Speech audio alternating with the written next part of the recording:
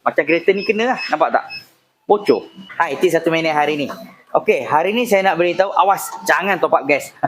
Okey, sebenarnya bukan tak boleh top up gas aircon ni. Boleh. Tapi kalau boleh, tolong keluarkan dulu gas yang lama tu, sedut balik gas yang lama.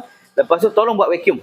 Lepas buat vacuum, baru masukkan gas mengikut isi padu yang betul. Bukan apa. Kalau anda terus top up gas, saya bimbang masuk udara dalam tu. Kalau udara masuk dalam tu, dia akan ada biasanya dua masalah. Masalah pertama, dia punya kompresor tu jadi kejap on, kejap off. Kejap on, kejap off. Dan dia punya magnet tu, kejap cut, kejap. Dia kejap-kejap.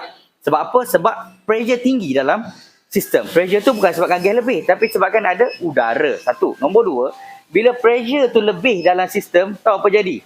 Ni, high pressure hose ni, macam kereta ni kena lah. Nampak tak? Bocor. Sebelum ni 2 minggu lepas dia pergi top up gas. Dia terus top up macam tu.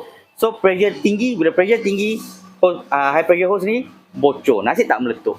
Jadi macam saya cakap tadi, kalau boleh buang dulu gas yang lama, buat vacuum, baru masuk balik gas yang baru. So kalau siapa ada masalah aircon, boleh bawa datang ke Fizi Motorsport Sunway Ipoh. So dapati hari ni saya share.